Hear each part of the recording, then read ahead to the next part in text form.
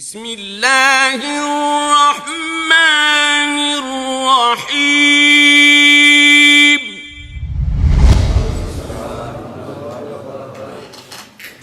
الحمدللہ رب العالمین والصلاة والسلام علی رسولہ الکریم وعلی آلہ وصحبہ اجمعین وبعد قال اللہ تبارک وتعالی فی القرآن الحکیم اعوذ باللہ من الشیطان الرجیم لقد خلقنا الانسان فی کبد سبحانک لا علم لنا الا ما علمتنا انک انت العلیم الحکیم رب اشرح لي صدري ويسر لي امري واحلل عقدة من لساني يفقهوا قولي. عزیز دوستو، بھائیوں اور بزرگوں، دنیا میں ہر انسان کسی نہ کسی مصیبت میں یا کسی نہ کسی پریشانی میں مبتلا ہوتا ہے. کوئی انسان ایسا نہیں کہ جسے غم نہ پہنچتے ہوں، وہ مصیبت میں گرفتار نہ ہوتا ہو، اسے پریشانیاں نہ آتی ہوں. دنیا میں کوئی ایسا انسان نہیں. اب یہ جو انسان کی زندگی ہے، جیسے کہ اللہ رب العزت نے ارشاد فرمایا لقد خلقنا الانسان فی کبد، کہ بے شک انسان کو جو ہم نے تخلیق کیا ہے تو اس انسان کو اس دنیا کی زندگی میں اس کے لیے مشقتیں ہی مشقتیں ہیں. اس کو اللہ تعالیٰ نے تخلیق ہی اس طرح کیا ہے، اس کی جو زندگی اللہ نے بنائی ہے، اس کی زندگی میں یہ مشقتیں، یہ مصیبتیں، یہ آزمائشیں، یہ پریشانیاں اس کے لیے ہیں. اب اس سے پہلے کہ میں یہ بات بیان کروں کہ ہم مصیبتوں سے، تکلیفوں سے، پریشانیوں سے کیسے نکل سکتے ہیں، اس سے پہلے ہم یہ چیز جاننے کی یا سمجھنے کی کوشش کریں گے کہ ہمیں یہ مصیبتیں، تکلیفیں اور پریشانیاں آتی کیوں ہیں. بھائیو، اس کی دو وجہ ہیں. ایک وجہ سورۃ البقرہ میں اللہ رب العزت نے ارشاد فرمایا کہ وَلَنَبْلُوَنَّكُمْ بِشَيْءٍ مِّنَ الْخَوْفِ وَالْجُوعِ وَنَقْصٍ مِّنَ الْأَمْوَالِ وَالْأَنفُسِ وَالثَّمَرَاتِ. فرمایا کہ اور البتہ ضرور ہم آزمائیں گے ہر نفس کو، ہر انسان کو کچھ چیزوں کے ذریعے. وہ کون سی چیزیں؟ بِشَيْءٍ مِّنَ الْخَوْفِ، خوف میں مبتلا کر کے، والجوع، اور بھوک میں مبتلا کر کے، ونقص من الاموال، مال میں کمی کر کے، اور والانفس، اور جانوں میں کمی کر کے، یعنی کسی کو موت دے کر، اور والثمرات، اور جو اللہ نے تمہیں رزق دیا ہے اس رزق میں کمی کر کے، یعنی جو تمہیں اللہ تعالیٰ نے غلہ، انار، پھل فروٹ دیے ہیں اس میں کمی کر کے. اور فرمایا کہ ہم ضرور آزمائیں گے، ضرور آزمائش ہوگی. اور یہ آزمائش اللہ سب کی کرتا ہے، نبیوں کی، رسولوں کی اور عام الناس کی. اور پھر اس کے بعد اللہ رب العزت نے فرمایا وَبَشِّرِ الصَّابِرِينَ، اور صبر کرنے والوں کو خوشخبری دے دیجیے. تو لہذا کسی بھی مصیبت، کسی بھی تکلیف، کسی بھی پریشانی کے آنے کا ایک سبب یہ ہوتا ہے کہ اللہ تعالیٰ اپنے بندوں کو آزماتا ہے. اور یہ آزمائش انسان جتنا اللہ کے قریب ہوتا ہے، جتنا انسان اپنے ایمان اور عمل میں اعلیٰ ہوتا ہے، اتنی ہی آزمائش بھی جو ہے وہ بڑی ہوتی ہے. انسان کے ایمان اور اس کے عمل کے مطابق اس کی آزمائش بھی اتنی ہی عظیم ہوتی ہے، اتنی ہی بڑی ہوتی ہے. اچھا، میری گزارش ہے اپنے موبائل سائلنٹ کریں. ایک بندے کا موبائل بجتا ہے تو سب کا دھیان ادھر ہو جاتا ہے. موبائل سے آواز زیادہ اونچی میری ہے, مجھے چھوڑ کر اس کو موبائل کو دیکھ رہے. آپ ادھر دیکھیں, مصیبتوں پریشانیوں سے نکلنا چاہتے ہو تو نہیں نکلنا چاہتے, کیا رہنا چاہتے ہو اس میں؟ تو پھر دھیان کرو, میری طرف غور کرو. ایک تو آپ نے سونا نہیں, اور دوسرا آپ نے موبائل اپنا جو ہے نا اس کو بجنے, اس کا گلا دباؤ, اس کا نکالو, اس کو اپنی اپنی جیب میں سے نکالو اور اس کو سائلنٹ کرو. تو ایک تو یہ کہ اللہ تعالیٰ اپنے بندوں کو اللہ تعالیٰ آزماتا. اس آزمائش میں پریشانیاں آتی ہیں, تکلیفیں آتی ہیں, انسان جو ہے بعض مصیبتوں میں مبتلا ہو جاتا ہے. لیکن ان مصیبتوں, تکلیفوں اور پریشانیوں میں کوئی صبر کرے تو اللہ تعالیٰ نے فرمایا اس کو بشارت دے دو, اس کو خوشخبری دے دو. اچھا, ایک دوسری وجہ, ہمیں غم کیوں پہنچتے ہیں, ہمیں پریشانیاں کیوں آتی ہیں, ہم مصیبتوں میں مبتلا کیوں ہوتے ہیں, اس کی ایک اور سورہ شورى میں, اس میں اللہ رب العزت نے ارشاد فرمایا کہ وما اصابکم من مصیبہ فبما کسبت ایدیکم, تمہیں جو کوئی بھی مصیبت پہنچتی ہے, تمہیں جو کوئی بھی پریشانی آتی ہے, فرمایا یہ تمہارے اپنے ہاتھوں کی کمائی کی وجہ سے ہے. یعنی ہم جو اللہ کی نافرمانیاں کرتے ہیں, ہم جو غلطیاں کرتے ہیں, ہم جو گناہ کرتے ہیں, ہم جو جرم کرتے ہیں, اس کے نتیجے میں ہمیں کوئی نہ کوئی مصیبت, کوئی نہ کوئی پریشانی آ جاتی ہے. ہاں, اللہ رب العزت ہمیں بہت سی غلطیوں سے اللہ تعالیٰ درگزر بھی فرماتا ہے. جیسے کہ فرمایا وَيَعْفُوَ عَنْ كَثِيرٍ, بہت سی چیزیں ایسی ہیں جس سے اللہ تعالیٰ معاف بھی فرما دیتا ہے.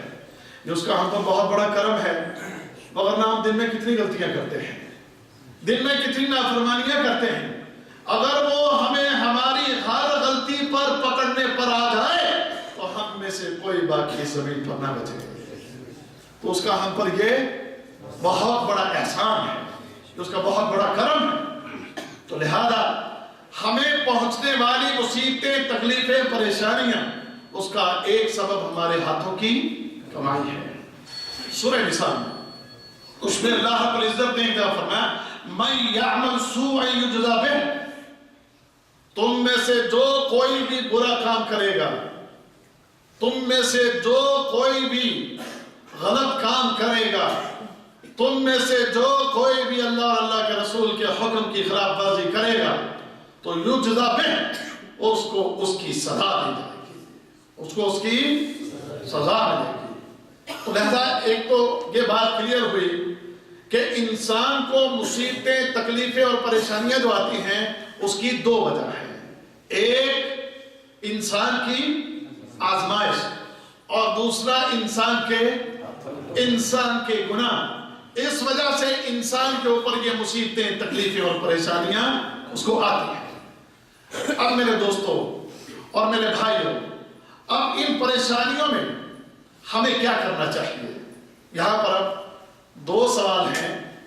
ایک سوال کہ جب ہمیں کوئی مصیبت, کوئی تکلیف, کوئی پریشانی, کوئی غم آئے تو اس مصیبت میں, اس تکلیف میں, اس پریشانی میں ہم کیا کریں؟ کیا روک لگا لیں, دل پر بات کو لگا لیں, اس مصیبت, اس تکلیف, اس پریشانی کی وجہ سے ہم اپنے آپ کو مزید افسردہ کر لیں, مزید پریشان کر لیں؟ ایک سوال یہ ہے. اور دوسرا یہ کہ کیا ان مصیبتوں اور تکلیفوں اور پریشانیوں کو مزید اپنے آپ پر سوار کر کے یا مزید اپنے غم کو بڑھا کے کیا ہم اپنی ان مصیبتوں سے جان چھڑا سکتے ہیں؟ کیا ہم ان غموں سے نکل سکتے ہیں؟ اگر ہم آنے والی کسی مصیبت پر بے صبری کا مظاہرہ کریں, کسی آنے والی تکلیف اور کسی آنے والی پریشانی پر ہم بے صبرے ہو جائیں اور ہائے بائے کرنے لگیں, تو کیا ہمارا یہ بے صبری کا مظاہرہ, ہمارا یہ ہائے بائے کرنا, ہمیں غم سے نجات دلا دے گا؟ یقیناً جواب کیا ہے کہ اس سے ہمارا غم دور نہیں ہو سکتا، بلکہ ہمارا غم، ہماری تکلیف، ہماری پریشانی جو ہے وہ مزید بڑھ جائے گی۔ تو پھر کیا کرنا چاہیے؟ سنیے، اب چند ایک چیزیں میں اس حوالے سے آپ کے سامنے رکھوں گا اور امید رکھوں گا کہ آپ ان باتوں کو اچھی طرح یاد رکھیں گے اور اپنے آپ کو آپ انشاءاللہ ان نصیحتوں کے اوپر چلانے کی کوشش کریں گے۔ میں بھی اور آپ بھی، ہم سب مصیبتوں سے نکلنا چاہتے ہیں، پریشانیوں سے نجات چاہتے ہیں، ایک خوشگوار، ایک خوشحال، ایک اطمینان والی زندگی ہم میں سے ہر بندہ اس بات کی خواہش رکھتا ہے، اس بات کی چاہت اور خواہش ہم میں سے ہر انسان کی ہے کہ میری زندگی جو ہے یہ خوشحال ہو، میری زندگی جو ہے اس میں کوئی غم نہ ہو، کوئی تکلیفیں، کوئی پریشانیاں اور کوئی مصیبتیں نہ ہو۔ ہم سب یہ چاہتے ہیں۔ آئیے ذرا اس کا حل ہم قرآن و سنت کی روشنی میں ہم پڑھتے ہیں۔ میرے بھائیوں، سب سے پہلی بات یہ یقین رکھیے کہ اللہ رب العزت نے قرآن حکیم میں یہ ارشاد فرمایا، کیا فرمایا؟ فَإِنَّ مَعَ الْعُسْرِ يُسْرًا، إِنَّ مَعَ الْعُسْرِ يُسْرًا۔ کیا فرمایا اللہ رب العزت نے؟ فرمایا کہ پس بے شک تنگی کے ساتھ آسانی ہے۔ پھر دوسری دفعہ یہی جملہ کہ بے شک ہر تنگی کے ساتھ آسانی ہے۔ اس بات پر یقین رکھیے کہ جو تنگی، جو مصیبت، جو پریشانی آئی ہے، اللہ کے وعدے کے مطابق اس کے بعد مجھے آسانی بھی آنے والی ہے۔ پہلا تو اپنے آپ کو یہ تسلی دیا کریں، اگر کبھی کوئی غم آ جائے، کبھی کوئی پریشانی آ جائے، کبھی کسی تکلیف میں، کسی پریشانی میں مبتلا ہو جائیں، تو مت سمجھیں کہ میں اب ہمیشہ اس تکلیف میں، اس پریشانی میں، اس غم میں ہمیشہ مبتلا رہوں گا۔ مایوس نہیں ہونا، بلکہ اللہ کی اس بات پر ہمیں یقین کرنا ہے کہ ہمارے رب نے فرمایا کہ بے شک تنگی کے بعد آسانی ہے، لہذا اگر آج تنگی آ گئی ہے تو میرے رب نے وعدہ کیا ہے اس تنگی کے بعد آسانی آئے گی۔ تو سب سے پہلے تو ہم نے یہ یقین قائم کرنا ہے، اس یقین کو ہم نے مضبوط کرنا ہے کہ اس تنگی کے بعد میں آسانی کے دن بھی دیکھوں گا انشاءاللہ۔ آگے بڑھیں۔ اس کے بعد میرے بھائیوں، اس غم سے، ان تکلیفوں سے، ان پریشانیوں سے نجات، ان غموں سے کیسے نکلیں، ان مصیبتوں سے جان کیسے چھوٹے، کس چیز کا سہارا ڈھونڈیں، کس چیز کا سہارا لیں، کیسے ہم اپنے آپ کو ان غموں میں، ان تکلیفوں میں، ان پریشانیوں میں ہم کیسے اپنے آپ کو سنبھالیں۔ آئیں، ہمیں اللہ کا قرآن اس معاملے میں ہماری رہنمائی کرتا ہے۔ اللہ رب العزت نے کیا ارشاد فرمایا یا ایھا الذین آمنوا، اے ایمان والو۔ خطاب کن سے ہے؟ ایمان والوں سے۔ یا ایھا الذین آمنوا، اے ایمان والو، استعینوا بالصبر والصلاۃ، فرمایا مدد مانگو اللہ سے نماز اور صبر اور نماز کے ذریعے۔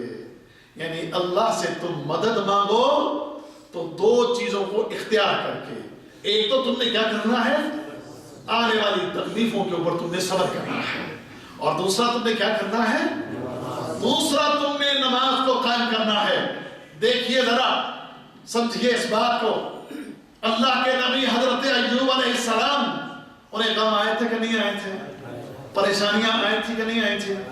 اللہ تعالیٰ نے ان کو بادشاہت دے رکھی تھی، مال و دولت کی فراوانی تھی، بڑا بہترین ان کا جو لیونگ سٹینڈرڈ جو تھا بڑا زبردست، اللہ نے بڑی نعمتوں سے نواز رکھا تھا، اولاد بھی تھی، مال بھی، دولت بھی، جاگیر بھی، گھر بھی، محلات، سب کچھ اللہ نے عطا کر رکھا تھا، صحت بھی، تندرستی بھی۔ اب اللہ تعالیٰ نے اپنے اس بندے کو آزمایا۔ کیا کیا؟ اللہ تعالیٰ نے حضرت ایوب علیہ السلام کو جو نعمتیں دے رکھی تھی، مال، دولت، اولاد، گھر بار، صحت، تندرستی، یہ ساری نعمتیں اللہ نے حضرت ایوب علیہ السلام سے لے لی۔ یہ ساری نعمتیں اللہ نے آزمانے کے لیے اپنے اس نبی سے یہ ساری بتائیے تو صحیح کہ کیا ایوب علیہ السلام کی جب یہ ساری نعمتیں ان سے چھن گئی تھی تو حضرت ایوب علیہ السلام نے کس چیز کے ذریعے اللہ سے مدد مانگی تھی؟ وہ کون سی چیز تھی ایوب علیہ السلام کی؟ وہ صبر تھا۔ حضرت ایوب علیہ السلام کے صبر کی مثالیں عام ہیں، ہم سنتے ہیں، پڑھتے ہیں، علماء کرام سے تقریروں میں بھی آپ نے یہ بات سن رکھی ہوگی کہ ایوب علیہ السلام کا صبر بڑا مثالی تھا۔ اللہ تعالیٰ نے انہیں صبر کی توفیق دی، اور صبر بھی کیسا تھا؟ پہلے تو سمجھے تکلیف کیسی تھی۔ دیکھیں، آپ ایک جگہ رہتے ہیں، وہاں پر آپ ٹھیک ٹھاک زبردست آپ کا رہن سہن ہے، آپ کے بہترین مکانات ہیں، آپ کے پاس مال ہے، آپ کے پاس دولت ہے، آپ کے پاس جاگیریں ہیں، اور آپ کی بڑی زبردست شہرت ہے، اور آپ کو لوگ آپ کی بڑی عزت تقریم کرتے ہیں، اور آپ کا رہنا سہنا جو ہے وہ لوگوں کے لیے ایک بڑا زبردست مثالی ہے۔ اب ایسے حالات میں آپ سے گھر بھی چھن جائے، مال چھن جائے، اولاد چلی جائے، آپ کی صحت بگڑ جائے، اور صحت اتنی بگڑ جائے کہ جسموں کے اوپر بڑے بڑے پھوڑے نکل رہے ہیں، بڑے بڑے پھوڑے نکل رہے ہیں۔ پھوڑے سمجھتے ہیں آپ؟ پھوڑے پھنسیاں سمجھتے ہیں نا؟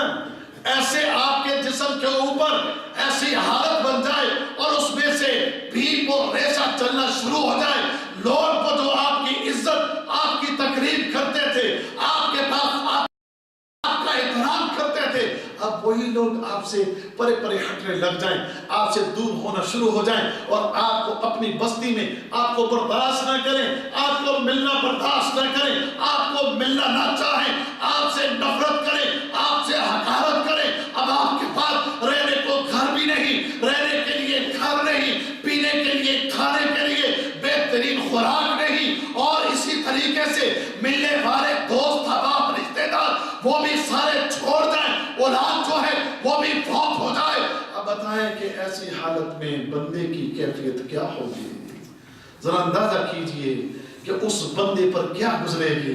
لیکن سبحان اللہ، یہ ساری مصیبتیں، یہ ساری تکلیفیں، یہ ساری پریشانیاں، یہ سارے غم آئے، لیکن ایوب علیہ السلام ان ساری تکلیفوں، ساری پریشانیوں میں اللہ کا شکر ادا کرتے رہے اور صبر کرتے رہے۔ اور دیکھیے، رہنے کے لیے پھر ایک جنگل میں ایک جھونپڑی ڈال کر وہاں رہ کر وہاں جا کر اپنا گزر بسر کرنا شروع کر دیا۔ اب اپنے کھانے پینے کے لیے، پیٹ پالنے کے لیے ایک بیوی جو بچی وہ جاتی لوگوں کے گھروں میں کام کرتی، اور کام کر کے حضرت ایوب علیہ السلام کے لیے اور اپنے کھانے پینے کے لیے وہ لے کر آتی تھی۔ 18 سال اس نبی کو ایسے گزر گئے۔ کتنے سال گزر گئے؟ 18 سال حضرت ایوب علیہ السلام کو اسی غم میں، اسی تکلیف میں، اسی پریشانی میں، اسی مصیبت میں 18 سال گزر گئے۔ اور ایک دن بیوی کہنے لگی حضرت ایوب علیہ السلام سے کہ ہم کب تک اس حالت میں رہیں گے؟ بس یہ ایک جملہ جو اس کی زبان پر آیا، حضرت ایوب علیہ السلام کا صبر جاننا ہو تو ذرا دیکھیں، واللہ ہے اپنی بیوی سے کہنے لگے، جواب دیا، کہتے ہیں میری بات سن، میرے رب نے 70 سال تک مجھے کھلایا، مجھے پلایا، ہر طرح کی نعمت میرے خالق نے، میرے مالک نے مجھے عطا کی۔ اب اگر میرا رب مجھے 70 سال تک بھی اس مصیبت میں مبتلا رکھے گا تو میں اپنے رب کا شکر ادا کرتا رہا۔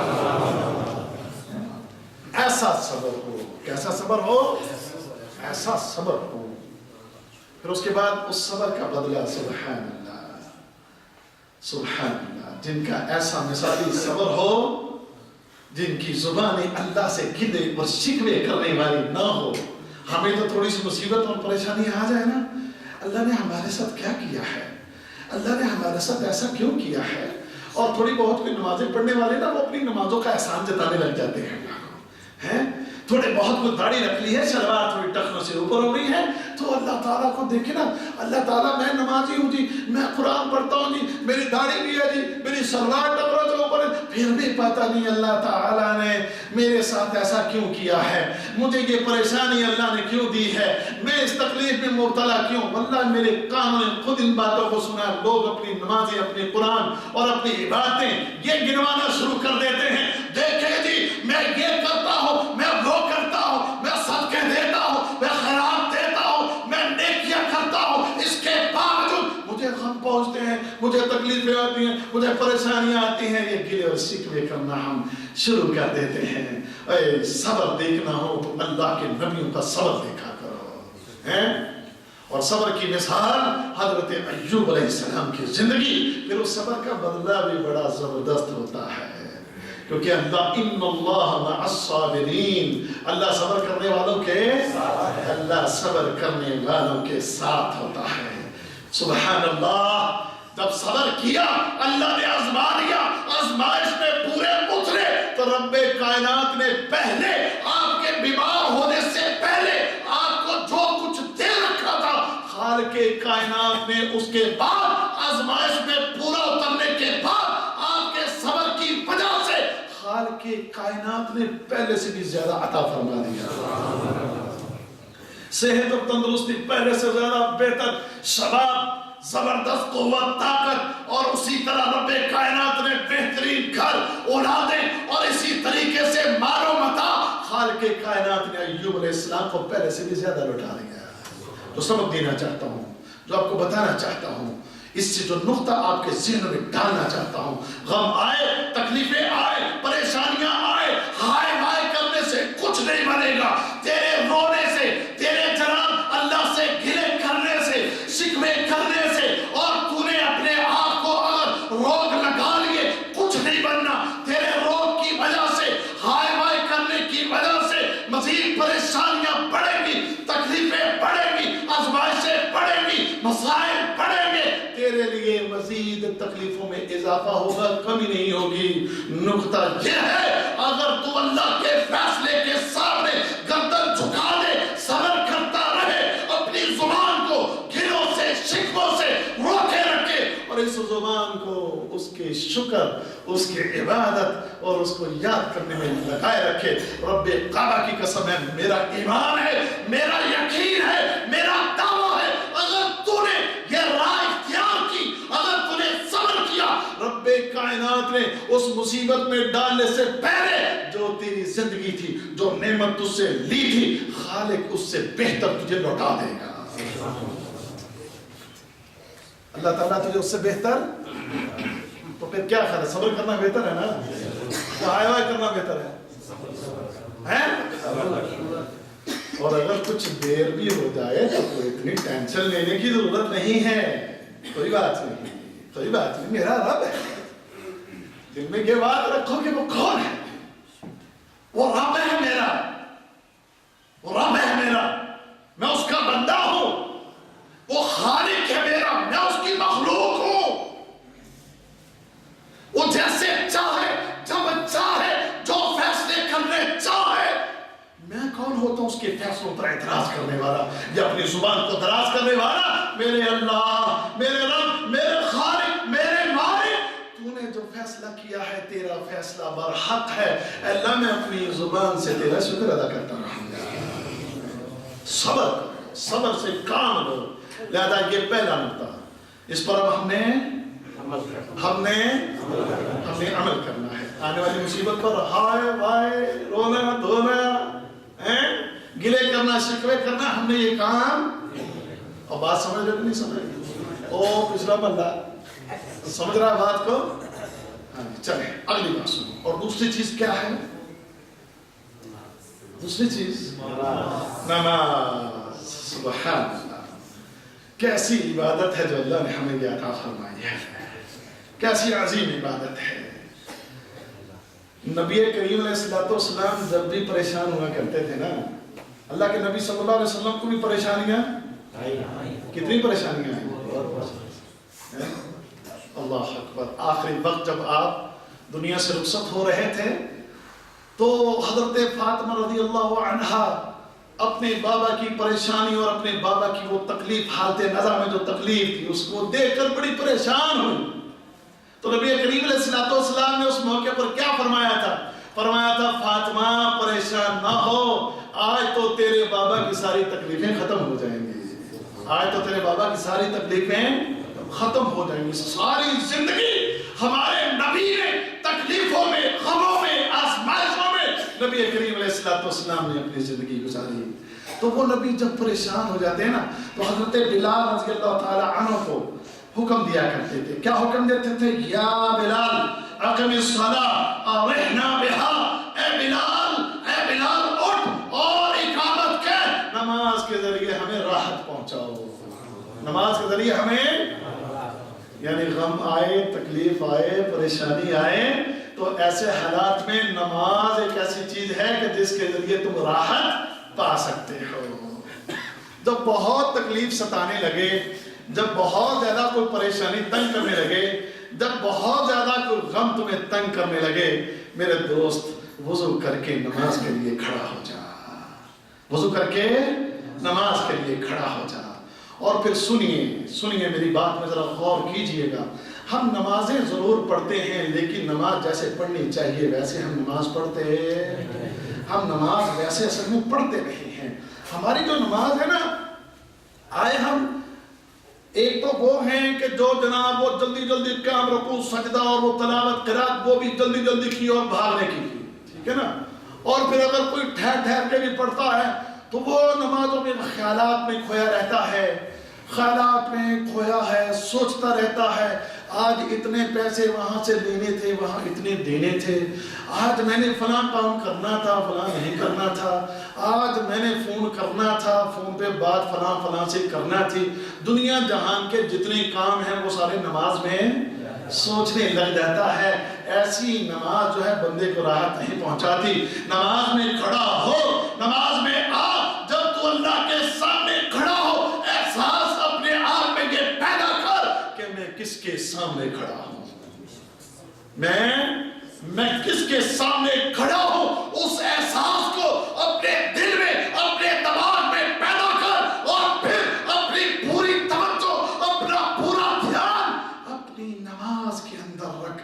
نماز کے کلمات، تجھے نماز ترجمہ اس کا آتا ہو تو کیا کہہ رہا ہے، تجھے معلوم ہو سبحانک اللہم وبحمدک وتبارک اسمک وتعالی جدک ولا الہ غیرک. سن رب کعبہ کی قسم، اگر ان جملوں کو، ان چیزوں کو، ان کلمات کو اگر تو سوچ کے اس کے معنی میں غور کر کے تو تلاوت کرے گا، تو پڑھے گا، تو آسمانوں سے سکینت جو ہے وہ تجھ پر نازل ہوگی.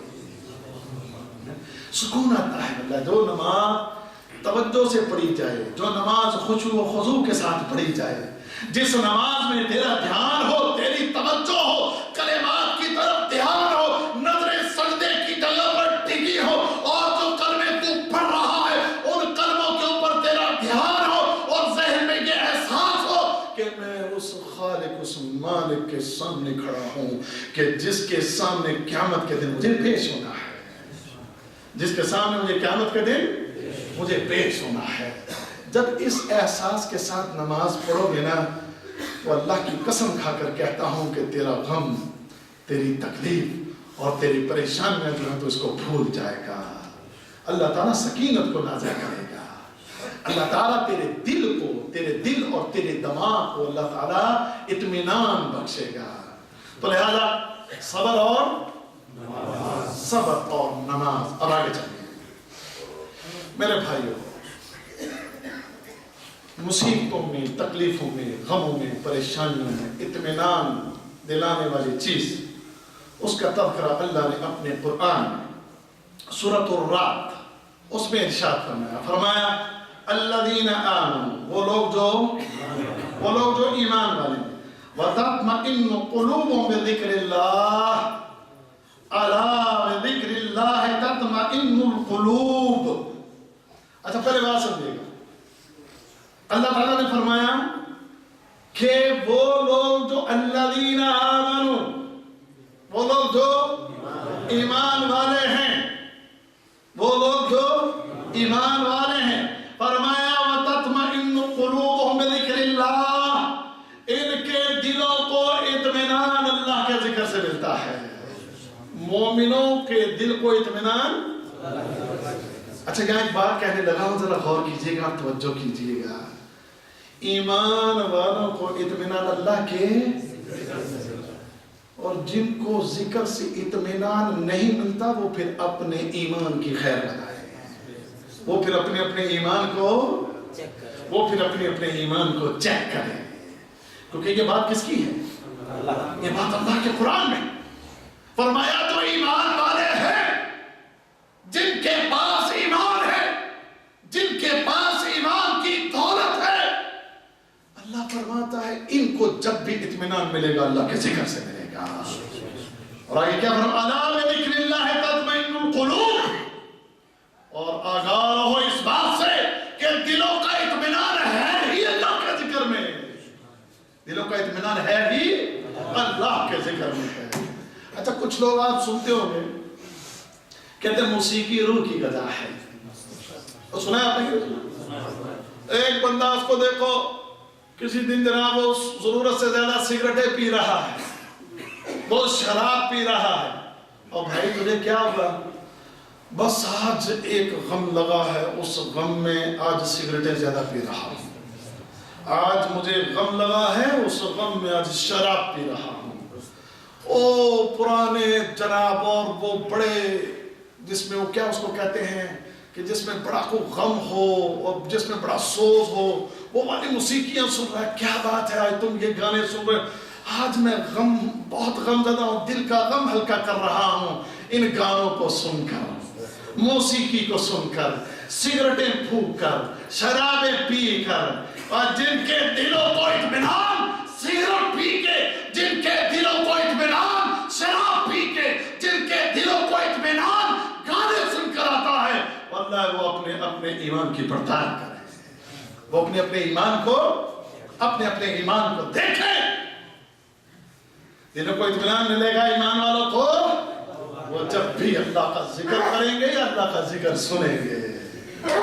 آپ کئی دفعہ دیکھو کچھ لوگ، توجہ کیجئے میری طرف، کئی آپ چلے جائیں باہر کسی رہائش پر لوگوں کے پاس، وہاں جا کر کہیں محفل کریں۔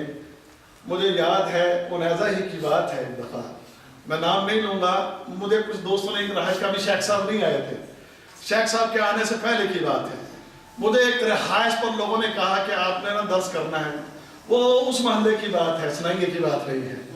اچھا اب میں محلے کا نام میں نہیں لوں گا، وہاں مجھے وہ لے گئے ایک رہائش پر، اللہ کی قسم آپ یقین جانیے اس رہائش پر کافی سارے لوگ رہتے تھے، ان کو پتہ چلا جالیت کا مولوی آیا، آپ یقین جانیں کہ کچھ لوگ اپنے کمروں میں جا کر چھپ گئے۔ اچھا وہ جو ساتھی مجھے لے کر گیا تھا مجھے کہنے لگا، کہتا جی کمروں میں کچھ لوگ جا کر چھپ گئے ہیں تو ہم ان کو بھی کمروں سے جا کر نکال لیں تو بعد جو ان کا صحن ہے اس میں بیٹھ کر گفتگو کریں گے۔ میں چلو میں بھی کمروں میں جا کر ان کو لے آتے، یار مجھ سے ڈر کر کیوں اندر چلے گئے؟ آپ یقین جانے جب ان کو ہمارا آنے کا پتہ چلا کمروں کی طرف آ رہے، اللہ کی قسم ایک بندہ دروازے کے پیچھے چھپ گیا، ایک بندہ دروازے کے پیچھے چھپ گیا کہ میں نے باہر نکل کر مولویوں کی بات کو نہیں سننا ہے۔ اور اگر اعلان ہو جاتا کوئی ناچنے والی کوئی گانے والی یا گانے والا آیا ہے تو سب کو فون کرنا، آجا بھی آجا، ایک دوسرے کو فون کر کے کالے کر کے بلانا تھا اور جمع ہونا تھا۔ اللہ اکبر، اللہ ہمیں سمجھ عطا فرمائے۔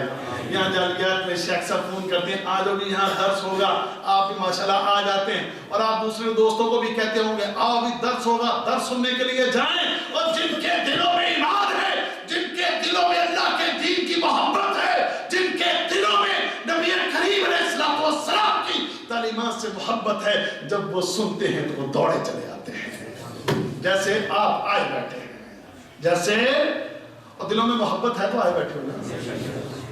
ایک وہ گروہ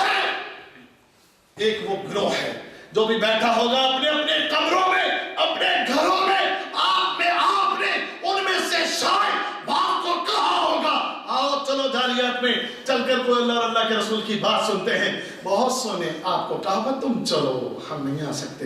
وہ کہاں بیٹھے ہوں گے؟ وہ بیٹھے ہوں گے اس وقت فلم پر بیٹھے ہوں گے، وہ اس وقت بیٹھے ہوں گے گانوں پر بیٹھے ہوں گے، وہ اس وقت بیٹھے ہوں گے کیرم بورڈ کھیل رہے ہوں گے، وہ اس وقت بیٹھے لوڈو کھیل رہے ہوں گے، وہ اس وقت بیٹھے ہوں گے تاش کے پتے کھیل رہے ہوں گے، اور تمہیں مبارک ہو کہ تم اس وقت یہاں بیٹھے اللہ اور اللہ کے رسول کی بات کو سن رہے ہو، تم بیٹھے یہاں پر اس وقت اللہ اور اللہ کے رسول کی بات کو سن رہے ہو۔ اور یہ کس کا فون ہے؟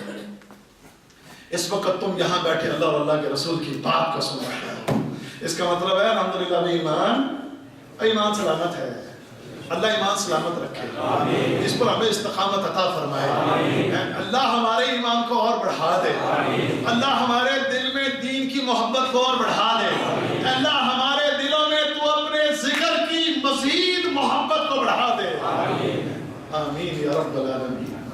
تو ایک طرف وہ گروہ اور ایک طرف یہ گروہ ہے۔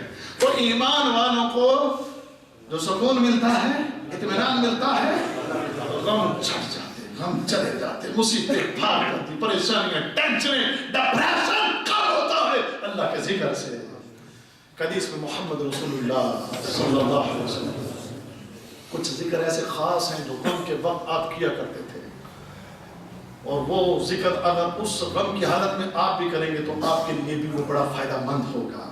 وہ ذکر یاد کر لیجئے۔ نبی کریم علیہ السلام حالت غم میں، حالت پریشانی میں آپ یہ ذکر پڑھا کرتے تھے، لا الہ الا اللہ العظیم الحلیم، لا الہ الا اللہ العظیم الحلیم، لا الہ الا اللہ رب العرش العظیم، لا الہ الا اللہ رب السماوات ورب الارض ورب العرش الکریم۔ یہ والا ذکر آپ نے اور کرنا ہے کہ نہیں کرنا؟ یاد ہے؟ چلو کوئی بات نہیں، دیکھ کے یاد ہے تو کیا ہوگا، پھر کیا ہوگا، دیکھ کے پڑھ لو، دیکھ کر پڑھنا کو منع تو نہیں ہے۔ اور بھی یہ نماز میں اگر آپ نفلی نماز پڑھتے ہیں، قرآن نہیں آتا آپ کو، تو اوپر سے دیکھ کے پڑھ سکتے ہو کہ نہیں پڑھ سکتے؟ تو کوئی مسئلہ نہیں ہے انشاءاللہ، اس میں کوئی حرج نہیں ہے۔ اگر یاد ہے تو ٹھیک، اگر یاد نہیں تو اوپر سے دیکھ کے، اوپر سے دیکھ کر آپ اس کو پڑھ سکتے ہیں۔ لا الہ الا اللہ العظیم الحلیم، لا الہ الا اللہ رب العرش العظیم، لا الہ الا اللہ رب السماوات ورب الارض ورب العرش الکریم۔ ٹھیک ہو گیا؟ اور یہ ذکر محمد رسول اللہ صلی اللہ علیہ وسلم غم کے وقت اور تکلیف اور پریشانی کے وقت میں آپ یہ کیا کرتے تھے۔ اب آگے چلیں میرے بھائیو، کثرت سے استغفار کیا کریں، کثرت سے استغفار کیا کریں۔ ہم نے بھی پڑھا کہ مصیبت اور تکلیف اور پریشانی کس وجہ سے آتی ہے؟ ایک تو آزمائش اور دوسرا اپنے ہاتھوں کی کمائی کی وجہ سے۔ اچھا، جب آپ استغفار کریں گے نا تو استغفار کرنے سے کیا ہوتا ہے؟ گناہ معاف ہوتے ہیں، اللہ تعالیٰ گناہوں کو معاف کرتا ہے۔ تو پھر استغفار کریں، اور استغفار جو سب سے چھوٹا استغفار اور آسان، استغفر اللہ و اتوب الیہ، کیا پڑھنا ہے؟ استغفر اللہ و اتوب الیہ۔ یہ تو آتا ہوگا سارے، نہیں آتا تو یہ بھی دیکھ کر پڑھ لو، کوئی بات نہیں۔ استغفر اللہ و اتوب الیہ، یہ استغفار پڑھو۔ میں جب آ رہا تھا تو میرے خیال میں نذیر بھائی سید الاستغفار پڑھا رہے تھے آپ، ہیں؟ وہ والا استغفار پڑھیں ہیں جس کے بارے میں نبی صلی اللہ علیہ وسلم نے فرمایا ہے کہ سید الاستغفار اگر تم صبح کو پڑھ لیتے ہو، اگر تمہیں موت آ جائے تو تم سیدھے جنت میں جاؤ گے، تم سیدھے جنت میں جاؤ گے۔ وہ والا استغفار یاد، سید الاستغفار یاد کرو، اور دیگر استغفار کی جو دعائیں ان کو یاد کرو۔ اللہ تعالیٰ نے حضرت نوح علیہ السلام کی بات کو نقل کیا ہے قرآن حکیم میں سورہ نوح میں، کیا فرمایا کہ جب آپ نے اپنی قوم کو تبلیغ کی تو اپنی قوم کو تبلیغ کر کے انہیں اس بات کی نصیحت کی، فَقُلْتُ اسْتَغْفِرُوا رَبَّكُمْ إِنَّهُ كَانَ غَفَّارًا يُرْسِلِ السَّمَاءَ عَلَيْكُمْ مِدْرَارًا وَيُمْدِدْكُمْ بِأَمْوَالٍ وَبَنِينَ وَيَجْعَلْ لَكُمْ جَنَّاتٍ وَيَجْعَلْ لَكُمْ أَنْهَارًا۔ کیا فرمایا؟ فرماتے ہیں میں نے اپنی اس قوم سے کہا، اے میری قوم اپنے اللہ سے، اپنے رب سے استغفار کرو، بے شک وہ بڑا بخشنے والا ہے، اور وہ تمہیں بخش دے گا، اور کیا کرے گا؟ آسمانوں سے اپنی رحمت کی موسلا دھار بارش کرے گا، اور وہ تمہاری مدد کرے گا۔ وَيُمْدِدْكُمْ بِأَمْوَالٍ وَبَنِينَ، وہ تمہارے مال بھی بڑھا دے گا، تمہیں اولاد بھی عطا فرمائے گا۔ وَيَجْعَلْ لَكُمْ جَنَّاتٍ، وہ تمہارے لیے باغات لگا دے گا۔ وَيَجْعَلْ لَكُمْ أَنْهَارًا، اور تمہاری سوکھی نہروں کو چلا دے گا۔ یہ استغفار کا فائدہ ہے، اور استغفار ایسی چیز ہے جس کی وجہ سے اللہ کی رحمتوں کا نزول ہوتا ہے، برکتیں ملتی ہیں، کاروبار میں، مال میں، جان میں برکت ہوتی ہے، اور اللہ اس کی وجہ سے تمہارے غم لے جاتا ہے، اللہ اس کی وجہ سے تمہارے غم لے جاتا ہے۔ لہذا استغفار بھی اس کو بھی لازم پکڑے۔ میں بس چیزوں کی طرف اشارہ کرتے چلتا ہوں، چونکہ وقت مقررہ وقت میں بات کو بھی پورا کرنا ہے۔ اگلی چیز بھائیوں ہم ہیں بڑے مسکین بڑے کمزور، ہم ہیں مسکین ہم ہیں بڑے کمزور، زمینیں ہیں اس کی، زمینوں کے اوپر جو کچھ ہے وہ سب کچھ کس کا ہے؟ اللہ اسی کا ہے، آسمانوں سے بھی وہ جو کچھ نازل کرتا ہے سب کچھ اس کا ہے، ہم جو ہیں ہم تو ہیں فقیر۔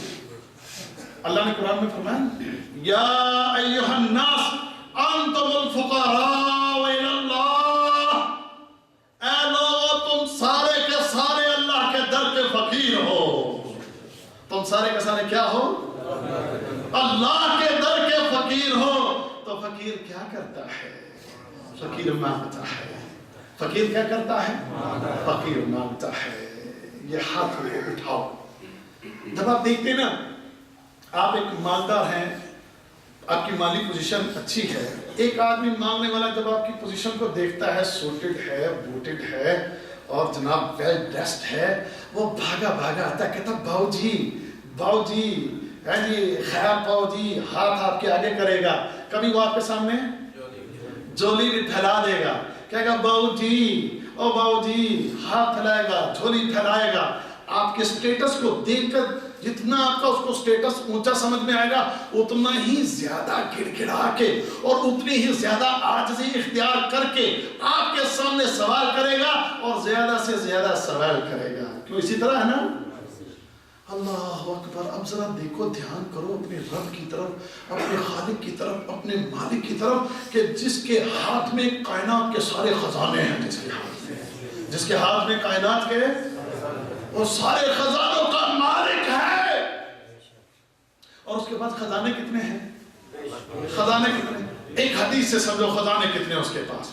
اللہ کے نبی صلی اللہ علیہ وسلم نے ارشاد فرمایا انسانوں تم سارے جمع ہو جاؤ، پہلے انسان سے لے کر آخری انسان تک، انسانوں کو بھی لے آؤ، جنات کو بھی لے آؤ، فرشتوں کو بھی لے آؤ، جنگل کی مخلوق کو لے آؤ، سمندر کی مخلوق کو لے آؤ، ہوا میں اڑنے والی مخلوق کو لے آؤ، کائنات میں جتنی مخلوق ہے سب کو جمع کر لو، اور سارے جمع ہو کے اللہ سے مانگنے لگ جائیں، سوال کرنے لگ جائیں، اللہ سب کو دے دے، جس نے جو مانگا وہ بھی دے دے اور اس سے بھی زیادہ دے دے۔ فرمایا سب کو انہوں نے جتنا مانگا اس سے زیادہ دے دے۔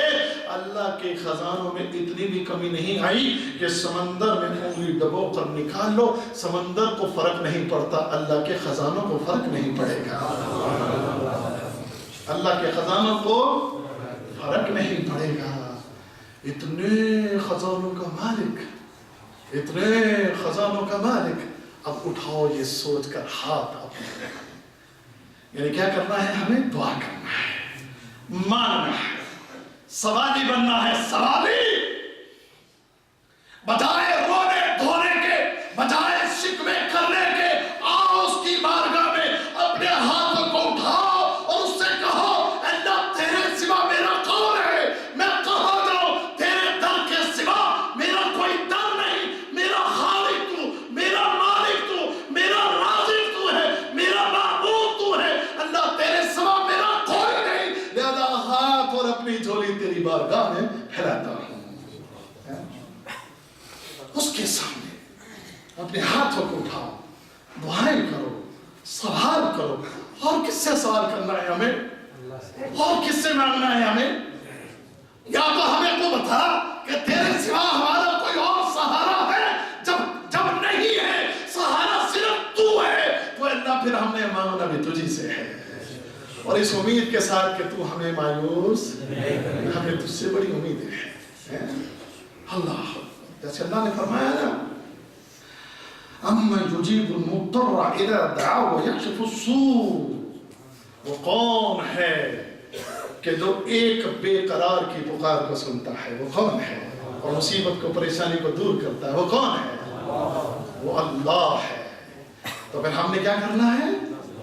اس کے سامنے دعا کیجئے، اس کے سامنے اس کی صفات سے، جیسے ابھی قاری صاحب نے سورہ حشر کی وہ آخری آیت پڑھی ہے، اللہ اکبر، الملک القدوس السلام المؤمن المحیمن العزیز الجبار المتکبر۔ دوست کی صفات کا واسطہ، اس کی صفات کو پڑھو اللہ کے سامنے، اللہ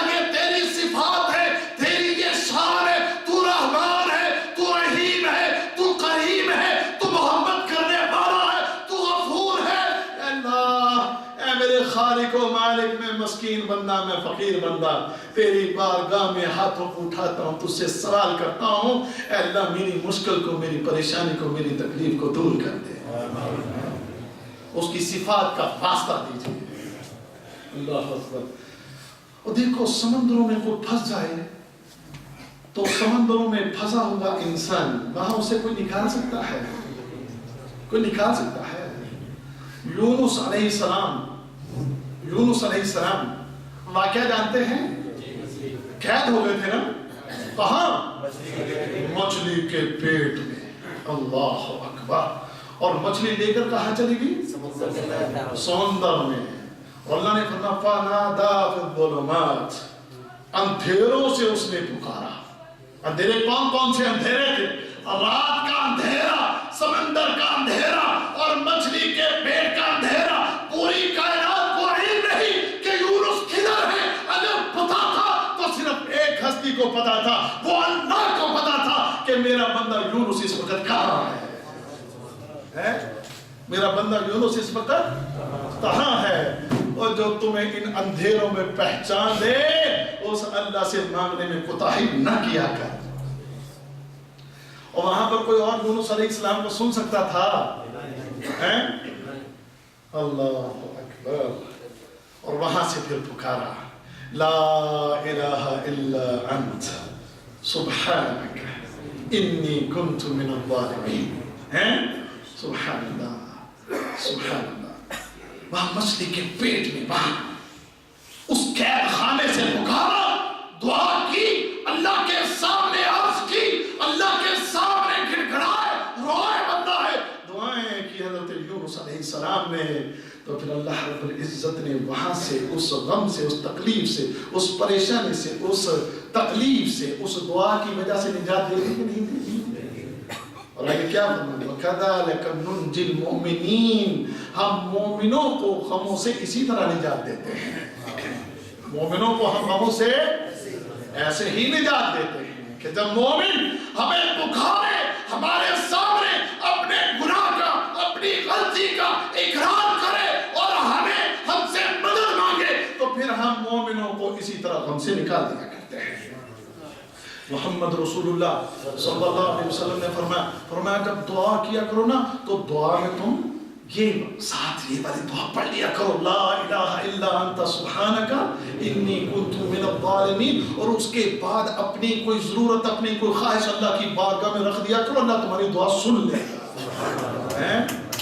ہمیں محمد رسول اللہ صلی اللہ علیہ وسلم ساڑھے آٹھ نو ساڑھے نو تک ہے نا، تو ہاں جی ٹھیک ہے انشاءاللہ جی۔ تو نبی کریم علیہ السلام نے فرمایا کہ دعا پڑھ لیا کرو، لا الہ الا انت سبحانک انی کنت من الظالمین، اور اس کے بعد اللہ تعالیٰ سے کوئی بھی دعا کرو جو تمہاری خواہش ہے، جو تمہاری ضرورت ہے، اللہ تمہاری خواہش کو پورا کرے گا، اللہ تمہاری ضرورت کو پورا کرے گا۔ لہذا دعا کرنا ہے، دعا کرنا ہے، اور دعا کرتے ہوئے اللہ کی صفات، دعا کرتے ہوئے ایسی دعائیں، اور خاص کر ایک صفت یا حی یا قیوم، یا حی یا قیوم، یا حی یا قیوم برحمتک استغیث، یا حی یا قیوم برحمتک استغیث۔ اس دعا کو بھی کثرت سے کریں میرے بھائیوں، اور دعا میں اس بات کا بھی خیال کیجئے، بعض وقت ایسے ہوتے ہیں کہ جن وقتوں میں اللہ رب العزت، دیکھیں بات سنیے، دیکھیے ذرا غور کیجئے گا، اللہ اکبر، دعا کرتے وقت ان اوقات کا خیال رکھیں، ان وقتوں کا خیال رکھیں کہ جن وقتوں میں دعا قبول ہوتی ہے، جن وقتوں میں دعا قبول ہوتی ہے۔ اس کی تفصیل میں نہیں جاتا، صرف چند ایک چیزیں۔ جب آپ نماز پڑھنے مسجد میں آتے ہو نا، اذان اور اقامت کے درمیان کا وقت ہوتا ہے دعا کی قبولیت کا وقت ہوتا ہے۔ اذان اور اقامت کے درمیان آپ مسجد میں آتے ہیں نا، سارے آتے ہیں، سارے نماز پڑھتے ہیں، وقت پر آتے ہیں، یا جب جماعت ہو جاتی ہے تو پھر آتے ہیں، یا جب جماعت کھڑی ہونے لگتی ہے تب آتے ہیں۔ اکثر تو ایسے ہی ہوتا ہے، اکثر تو ایسے ہی ہوتا ہے کہ جب اقامت ہو جاتی ہے تو ہم تبھی آتے ہیں۔ اذان اور اقامت کے درمیان کا وقت دعا کی قبولیت کا وقت ہے۔ نبی کریم نے فرمایا اگر تم اس وقت کے درمیان درمیان اذان اور اقامت کے درمیان کے وقت میں دعا کرو، اللہ دعا کو رد نہیں کرتا، دعا کو قبول کر لیتا ہے، دعا کو قبول کر لیتا ہے۔ بارش برس رہی ہو تو اس دوران اللہ سے دعا کرو۔ اگر تم سفر کر رہے ہو، نبی کریم علیہ السلام نے فرمایا مسافر سفر کے دوران جو دعا کرے اللہ تعالیٰ اس کی دعا کو ضرور پورا کرتا ہے۔ تو سفر میں تو ہم رہتے ہی ہیں، تو لہذا ایسے وقت میں اللہ سے کیا کیا کرو؟ دعائیں کیا کرو۔ مریض کی دعا اللہ تعالیٰ قبول فرماتا ہے۔ اور اسی طریقے سے میرے دوست اور میرے بھائی، رات کے وقت میں ایک گھڑی، سبحان اللہ، رات کا جو آخری پہر ہے، اس آخری پہر میں اٹھنے کی عادت بناؤ، اس رات کے آخری پہر میں اٹھنے کی عادت بناؤ۔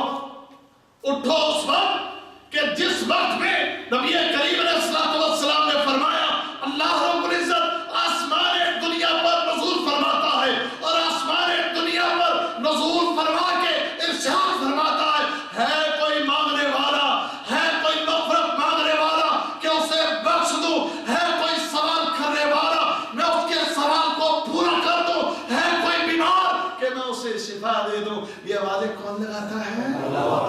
اللہ لگاتا ہے۔ اور جب وہ دینے والا خود کہہ رہا ہے آؤ میں تمہیں دینا چاہتا ہوں، اب اگر ہم خود ہی نہ اٹھ کر جائیں تو پھر سستی، تساہل اور غلطی کس کی ہے؟ ہماری ہے۔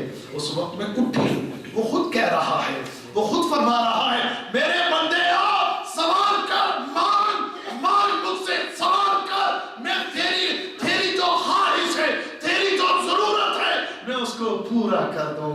اٹھ تہجد کے وقت اور اپنے خالق اور اپنے مالک کے سامنے اپنے ہاتھوں کو پھیلا کر دعا کر، اس سے مانگ، اس سے سوال کر، اے اللہ میں غم زدہ ہوں، اے اللہ میں بیمار ہوں، اے اللہ میں پریشان حال ہوں، اے اللہ میں فلاں مسائل میں گھرا ہوا ہوں، اے اللہ میری فلاں تکلیفیں ہیں، اے اللہ میری ان تکلیفوں، ان پریشانیوں، ان غموں کو دور کر دے۔ اس کو اپنی عادت بنا لیجئے۔ اللہ کی قسم کھا کر کہتا ہوں رب کائنات اپنے بندے کو مایوس نہیں کرے گا۔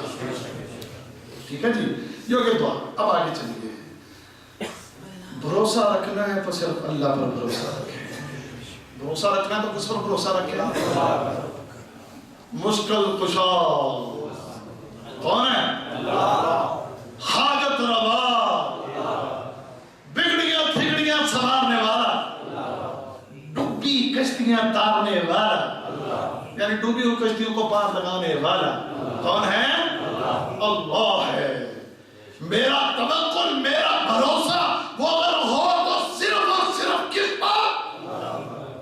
اب سنیے گا اللہ تعالیٰ کیا فرماتے ہیں؟ فرمایا وَمَن يَتَوَكَّلْ عَلَى اللَّهِ فَهُوَ حَسْبُهُ، جو کوئی بھی اللہ پر بھروسہ کرے گا اللہ اس کے لیے کافی ہو جائے گا، اللہ اس کے لیے کافی ہو جائے گا۔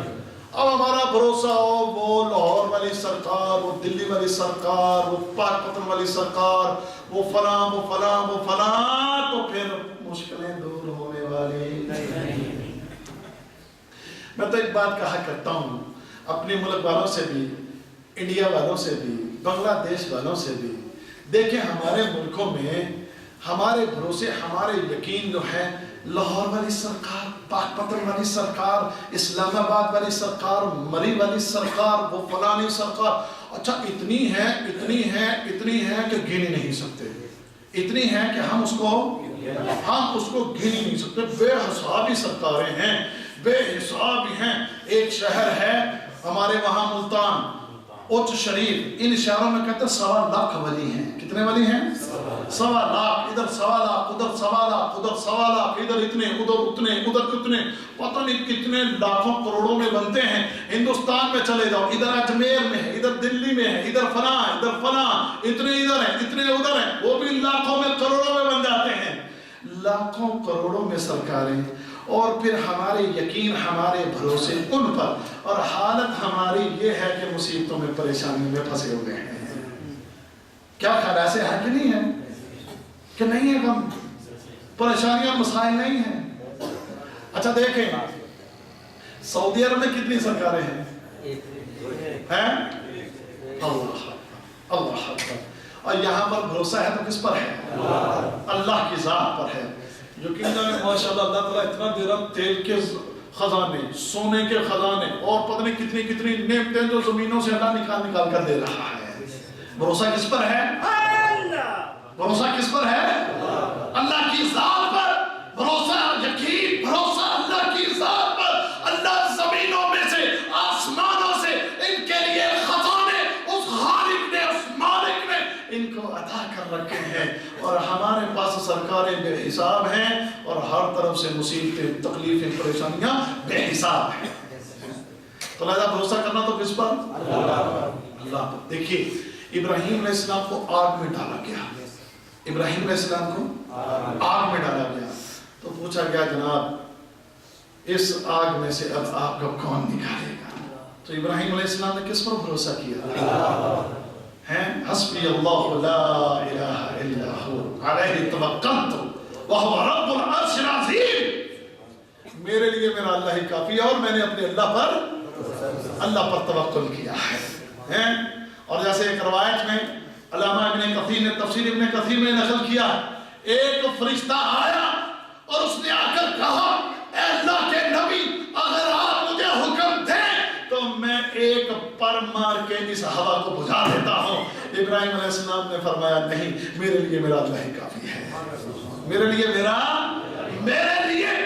اللہ ہی کافی ہے۔ پھر دیکھیں ابراہیم علیہ السلام کا توکل اور بھروسہ اللہ کی ذات پر تھا۔ رب کائنات نے وہ آگ جس کا کام جلا کر راکھ کر دینا ہے، اسی آگ نے کیا کام کیا تھا؟ وہ آگ گلے گلزار بن گئی تھی، وہ آگ گلے گلزار بن گئی تھی۔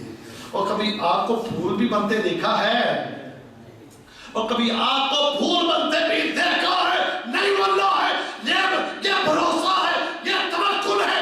ابراہیم علیہ السلام نے توکل کیا، بھروسہ کیا، اللہ کی ذات پر کیا۔ رب کائنات نے آپ کو حکم دے دیا، قلنا یا نار کونی بردا وسلاما علی ابراہیم، اے آگ تیرا کام جلا دینا ہے، لیکن آج تو جلانے کا کام نہیں کرے گی بلکہ میرے بندے کے لیے راحت کا کام کرے گی۔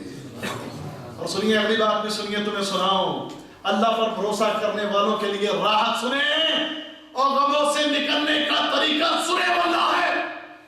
ابراہیم علیہ السلام کہتے ہیں پوری زندگی میں نے پوری زندگی میں اتنی راحت، اتنا آرام اور اتنا سکون محسوس نہیں کیا تھا جتنا سکون مجھے اس آگ کے اندر آیا تھا، جتنا سکون مجھے اس آگ کے اندر آیا تھا۔ کس وجہ سے؟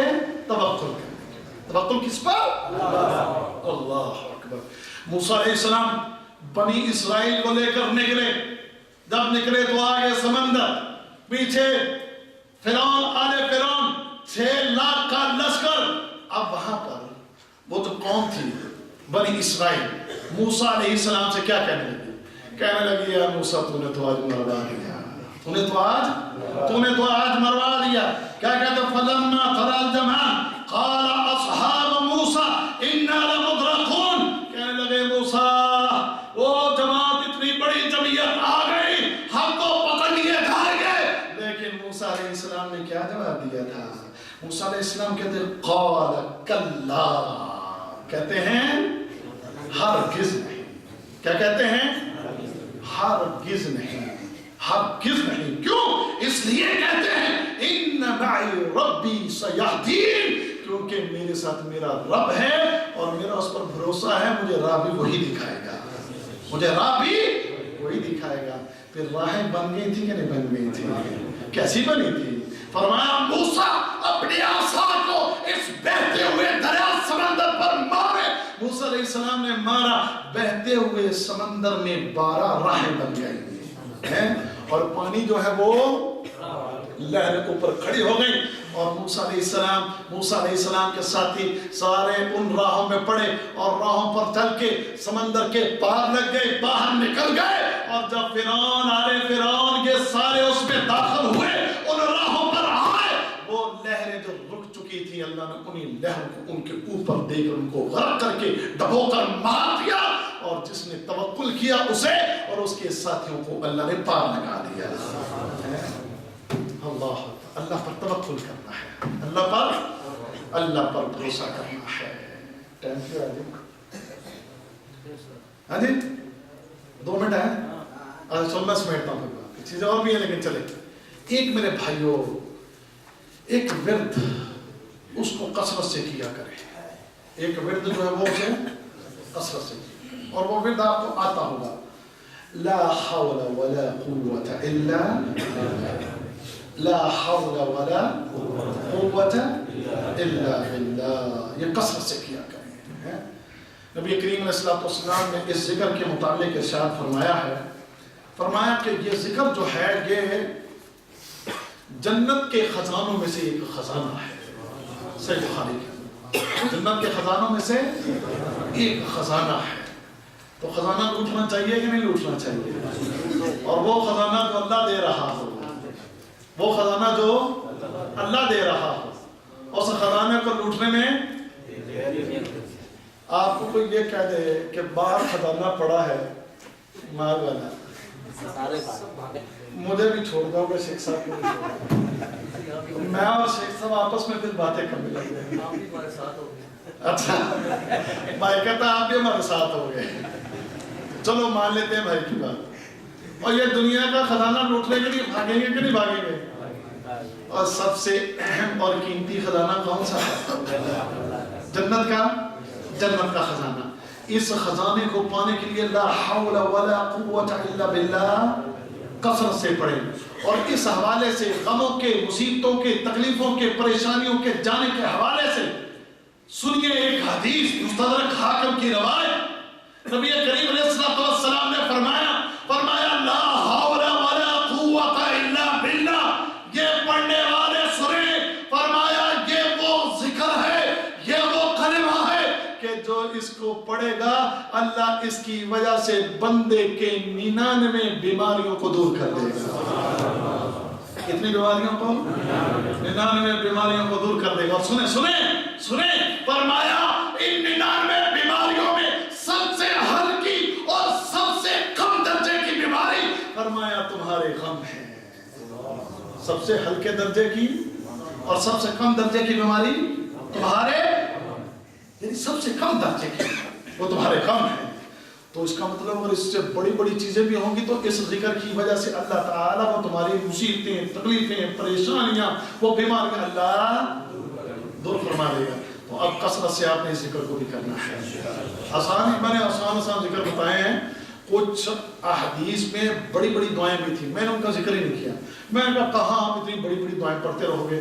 چھوٹے چھوٹے ذکر ہر جگہ پر جہاں آئے, میں نے چھوٹے چھوٹے ذکر آپ کے سامنے رکھے ہیں, ان کو یاد کیجئے, ان کو پڑھیے. نماز پڑھنا ہے, صبر کرنا ہے, کثرت سے ذکر کرنا ہے, اور ہم نے اللہ پر توکل اور بھروسہ کرنا ہے, اور ایسے چھوٹے چھوٹے اذکار ہم نے کرنا ہے.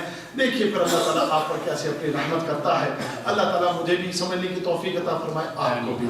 چیزیں اور بھی تھی, پھر کبھی انشاءاللہ بیان کریں گے. اللہ تعالیٰ ہم سب کو ایسی محفلوں سے زیادہ استفادہ کرنے کی توفیق عطا فرمائے. اللہ تعالیٰ میرے عمل میں بھی برکت عطا فرما دے, آپ کے عمل میں بھی برکت عطا فرما دے. اللہ تعالیٰ ہم سب کو زیادہ سے زیادہ اپنے دین پر, اپنی راہ پر چلنے والا بنا دے. جزاکم اللہ خیر. وآخر دعوانا الحمدللہ.